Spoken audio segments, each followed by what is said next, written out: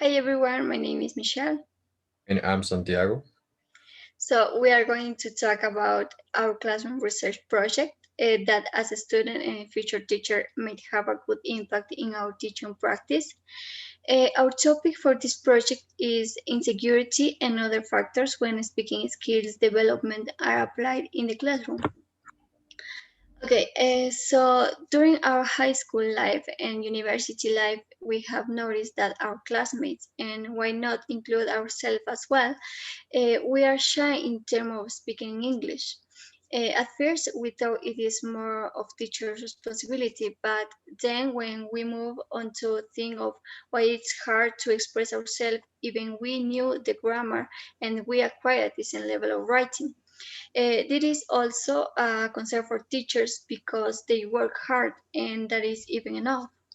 So it is important to understand that different views may need different questions. So we start off with we base our project in three main exploratory research questions as the following.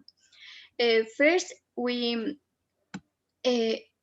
we have the teacher perspective and we think as a teacher what am I doing for students to develop the ability to speak English in class.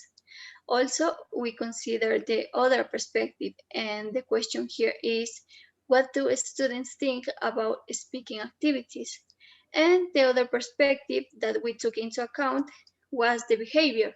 So we inquire on when do students feel more confident to speak and practice speaking activities. Okay, so now that we have settled our questions for our research, now we're going to talk about decoding the factors.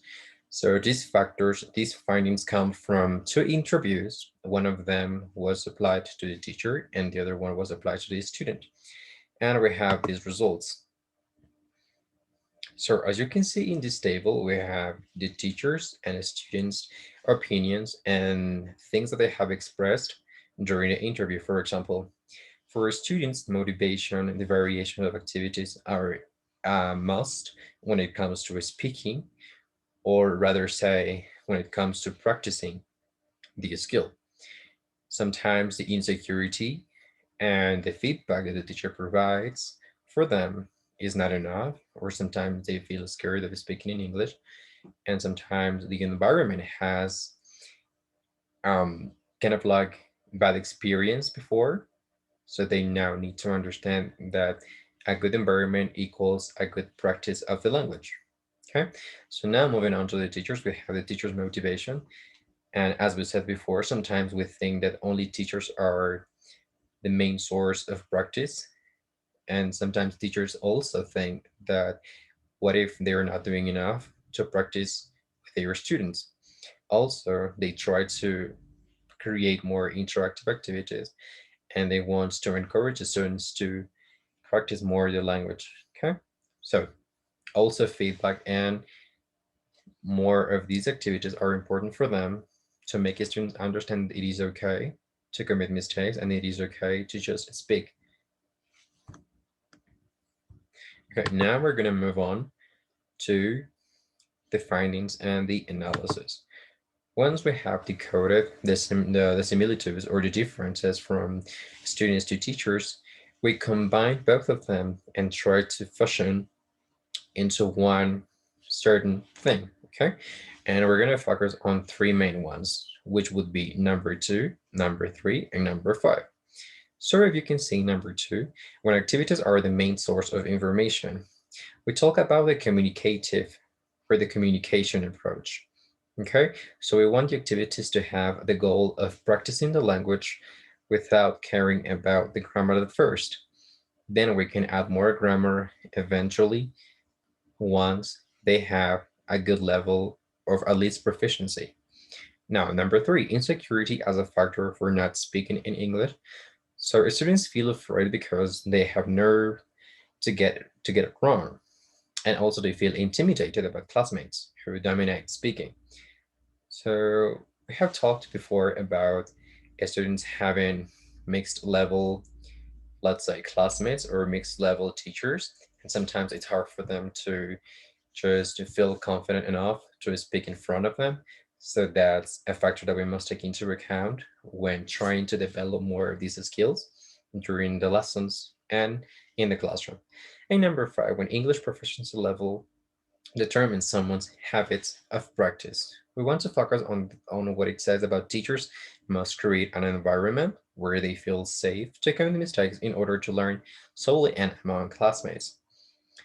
We said that we said before that when we have a good environment, students feel confident and they don't care if they commit mistakes. They don't really care if they are using the correct grammar. They just want to just talk, right?